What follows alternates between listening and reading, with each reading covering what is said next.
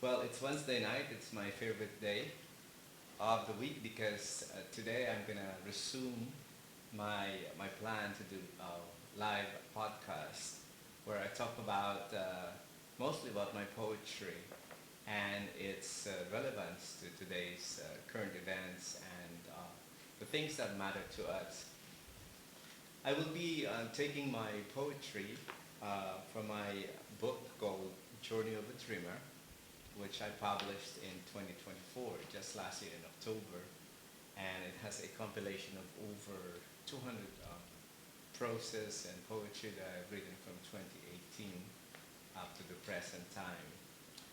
The insights and the contents of this poetry usually talks about how we live a life, our philosophy in living, how we view happiness, how we view our relationship, how we develop a positive attitude towards the challenges that we face. So I thought uh, I'd like to share with you on a continuing basis some of the contents of this poetry book, inspirational book that I was talking about. So, for your information, the book is divided into six parts, which really reflects the journey of a dreamer, as it is the title of the book. And as I've mentioned in my previous podcast and in other videos I've published, the journey of the dreamer has six steps based on my experience. And the first step is what I call the vision, or simply the call. It's when we experience this heightened awareness of wanting to do something. It could be as simple as building a house. It could be as simple as wanting a job that we believe will lead to our success in our future life. So this is the call. Usually it takes a while to discern the call, but because it's strong, then we can't avoid it because sometimes it goes to a dream, sometimes it goes to usually the things that preoccupy our minds.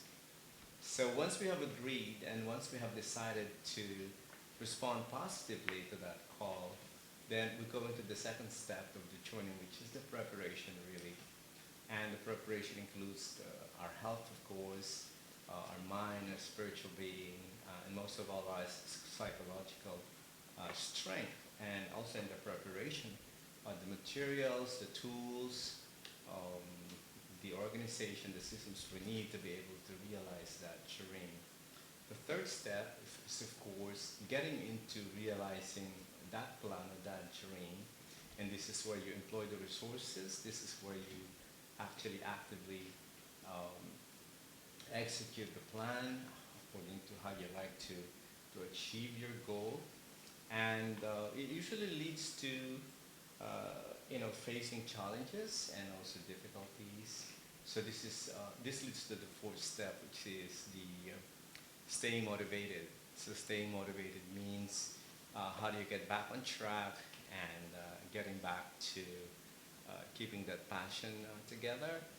So I talked about one of the things that I do to stay motivated is to take a rest and also take stock of what I have achieved, and most of all, connecting back to the real goal, what I'm pursuing, this dream.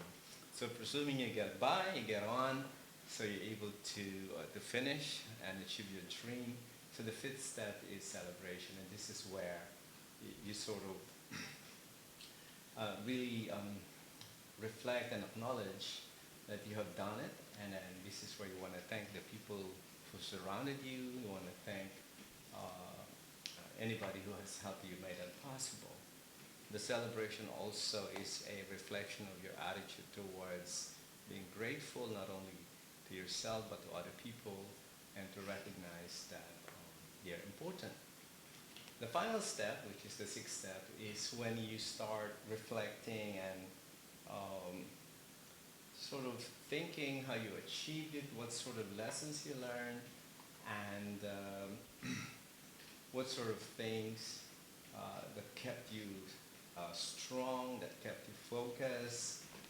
This is a reflection time. This is And by reflection time doesn't mean you have to be inactive. You can actually visit a friend, you can have a chat with somebody and actually engage in meaningful conversation. So this is basically the makeup of the book. And for tonight, I particularly wanted to share with you a poem that I really think reflects most of our aspirations as a human being. Because the simple goal of living really is to find that joyful living and how that living can become more meaningful, not only to ourselves, but also to our family, to our community. And the pursuit of joyfulness is sometimes elusive to many people, but I wanted to share with you in poetry form what I thought would make me happy and joyful. And I call this living life to the fullest. So let me read it for you, and perhaps later, if you have thoughts and reflection, you can share with me via the comment section what you think, and I'd be very happy to address that. So this is how it goes. Living life to the fullest. If I were to live my life to the fullest, I would smile to everyone, appreciate the life I live no matter what. I would give as much and more than I can. I would learn and apply the good things that I learned. If I were to live my life to the fullest, I would seek not the materials and tangibles. I would listen when someone speaks. I would touch to heal. I would encourage those downtrodden. If I were to live my life to the fullest, I would plant and help regenerate our planet. Write about all the things people have done for me. Thank God for it allows me to participate in shaping the situation of our community. And most of all, do away with anything that enslaves me. For I was born free. For I have sound and rational mind to choose the way of life that I live and the kinds of people I interact with and the environment that nurtures my body, soul, and spirit. So to live life to the fullest is to continuously learn, to do the best that I can in any cause I support, to be a kind person, dealing with life and compassion.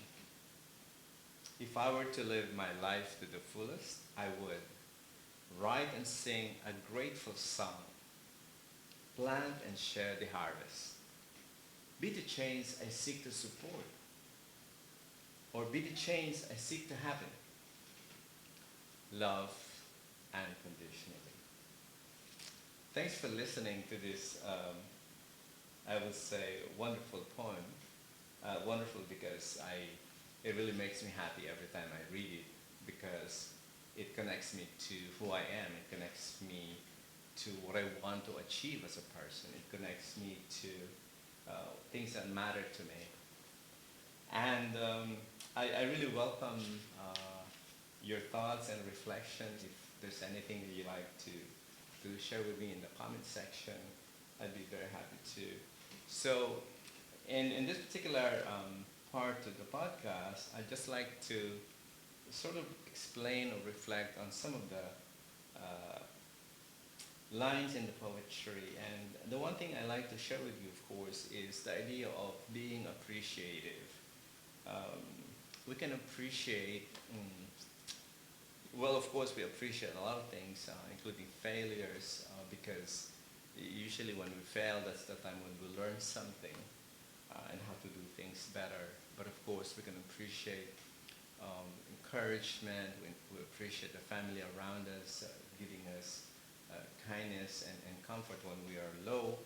We appreciate a situation where we are provided with resources that we need to be able to achieve something. Sometimes we even appreciate the weather, because if the weather is good, then we are able to do what we need to do. But sometimes if the weather is not good, sometimes it tells us we just have to slow down and rest. So appreciation is an attitude of the heart, and I believe to be able to live to the fullest, it's good to develop an appreciative heart. Um, Another thing I like to mention in here is, and I've always, in the book, I've always talked about it, is yes, it's good to aspire for accumulation of wealth and resources um, because it's important for us to live properly. But it's not the end of it.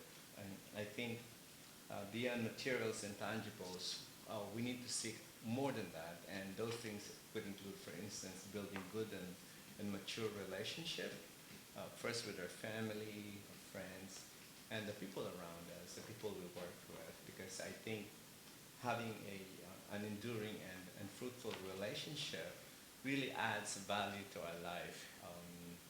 Imagine having good friends around you that you can laugh with, that you can be with. Um, I think in most cases, having a good friend is much better than having loads of money, but you feel lonely, alone, or unattended to. I also did include in here a concept of freedom, because I think for us to be able to live to the fullest, we must be able to engage in a job, in a business, in undertaking with freedom. And if we're not able to do something that we want because of circumstances, because of obligations, because of rules and regulations, then we don't have that freedom that we could that we cherish. So I think in the pursuit of a fulfilling life, it's good to always reflect on what are those things that inhibit us to be able to achieve something. What are those things that are obstacles in front of us or surrounding us that make it difficult for us to achieve what we want. So the concept of freedom and doing away that anything that enslaves me is a big part to my life. As I said earlier, it's good to be free and be able to live the life that you want. Of course, it should be in accordance to universal values of respecting and not being selfish. It's also based on the universal values of course, being a decent person, being a good person in the community, because freedom is pretty much the ability to also express your generosity and your kindness to other people. And finally, what I like to reflect on in this poetry is that to be able to live to the fullest, we need to have some kind of engagement in our community. If we have time to attend events that are meaningful and the causes that are meaningful, for instance, teaching children in our neighborhood, like how to sing, how to play guitar, how to plant. These are simple things, but these are ways that could help us achieve a more meaningful and full life. So I hope you like this poetry, and I look forward to receiving your thoughts and comments for this particular edition.